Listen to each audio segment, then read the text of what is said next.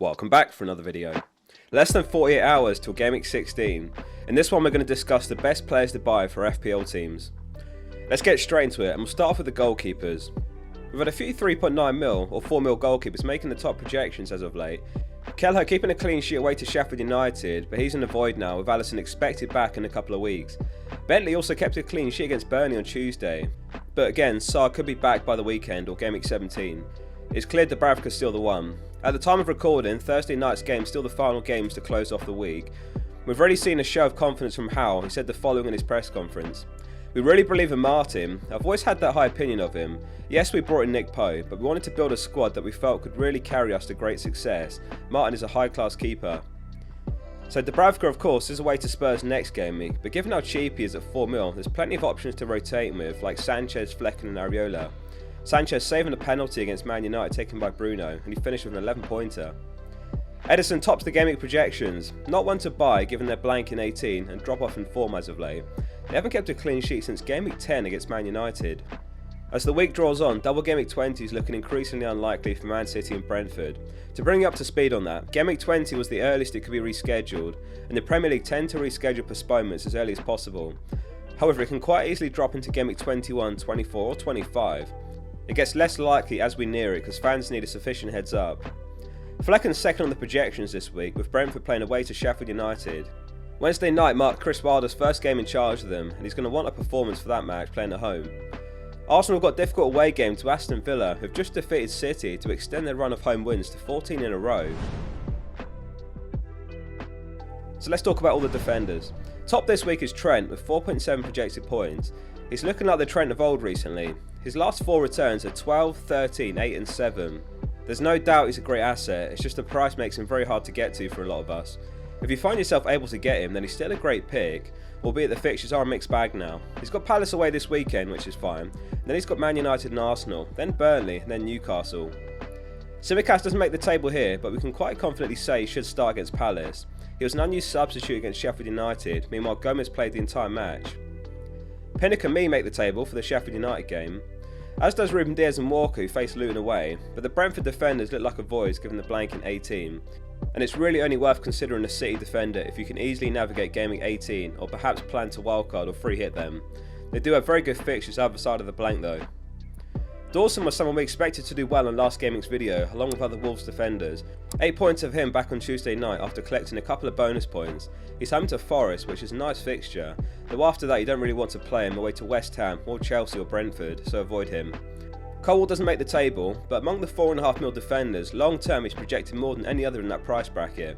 He's away to Everton on the weekend, perhaps not completely nailed still, but he just might be worth a go given the low price and the fixtures. Maguire also not on the table, but the 4.3 mil defender is home to Bournemouth and projected 3.3 points. Picked up an assist on Wednesday night, finding himself inside the box, and a block shot led to McTominay's goal. Mitchell went off injured in Palace's defeat to Bournemouth. If you own Palace defenders in general, they're a sell, with Liverpool and Man City the next 2 fixtures. The Villa defenders are the ones to keep at the back of our heads for Gaming 18 when they're home to Sheffield United, and our Brentford and Man City assets don't have a fixture. Man City attempted just 2 shots in the match against them, the fewest ever by a Pep team in a game within Europe's Big 5 leagues, while the 22 shots from Aston Villa was the joint most faced by Guardiola's side in the same period. Last night was Guardiola's 535th game. City accumulated 0 expected goals after the 11th minute as well. Just an astonishing performance from Villa really. Cabora is ineligible to face his parent club, though I hope none of you are looking to start him against City anyway. On to the midfielders, lots to discuss here. So Mbeumo went off with the ankle injury against Brighton in the first half. He needed 2 members of staff to help him hobble off. It looks very unlikely he makes the weekend. We haven't had an update yet, but I suggest you have a plan in place assuming he is out. Even more annoyingly, he was second on the midfielder projections until the injury. Is Salah top this week with 6.3 points for the Palace fixture? Salah was taken off at 67 minutes against Sheffield United. Klopp obviously have one eye on the Palace fixture, which is certainly a tougher one. Palmer, Sterling and Gordon are the 3 replacements we discussed in the transfer plans video. Make sure you watch that after if you've not seen it. It covers all the action from the midweek games. But we'll talk about a few more options as well.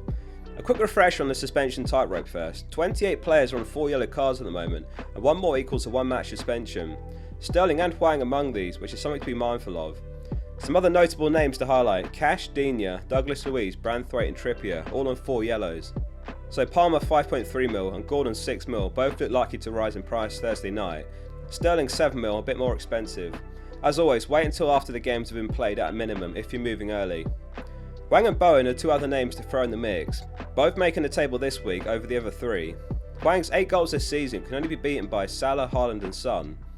If we do a broad brush comparison of the 5 using scout tables, Palmer leads for expected goal involvement, but as we know that is inflated by the penalties.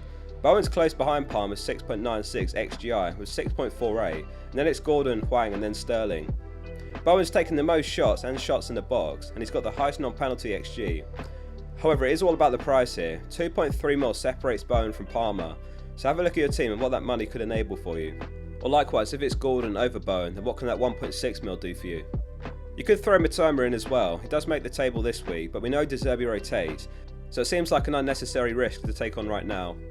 The tables I use in these videos are all public in the Scout members area. Just search fplfocal under public stats tables. Use the link below to become a member and benefit from the huge suite of FPL tools you get. Onto the forwards. Haaland's projected 7.9 points for the Luton game, so Salah 6.3 points. Blanks from both in the midweek games. Let us know in the comments who your captain's going to be. Alvarez is next on the table with 5.4 points. He was brought off at 67 minutes against Villa, which is perhaps good news in terms of a start on the weekend. And Grealish and also Rodri returned from suspension, which is also big news. Rodri's presence was sorely missed midweek, and his physicality is going to be needed against a physical team in Luton. Isak's projected 4.9 points. He's in the don't buy don't sell territory now, with Wilson reportedly nearing a return. If you sold Watkins last weekend, another move to keep at the back of your head is getting him back in Gameweek 18, when he'll be heavily captained for the Sheffield United fixture. Him and Son looking like the two standouts, so I recommend finding a route to both to minimise your exposure. Salah faces Arsenal that game week, so we could see him the third most popular captain. Watkins is projected 4.3 points against Arsenal. It feels like the strikers aren't where we're chopping and changing our teams at the moment. If you're looking to buy Watkins, it can probably wait till Gameweek 17 or 18. Darwin was benched against Sheffield United, which again doesn't mean you should sell him now. Much like Tsimikas, it should point towards a start on the weekend, so if you have them, you play them. He got an assist off the bench for Szoboszlai's late goal to put the game to bed. Wood for 4.9 mil got benched midweek. Forest with one of the worst performances of their season. In fact, some Forest fans will argue the Everton match just before that was the worst.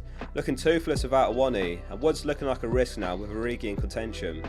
Semenyo could be the best of the budget forwards at 4.6 mil.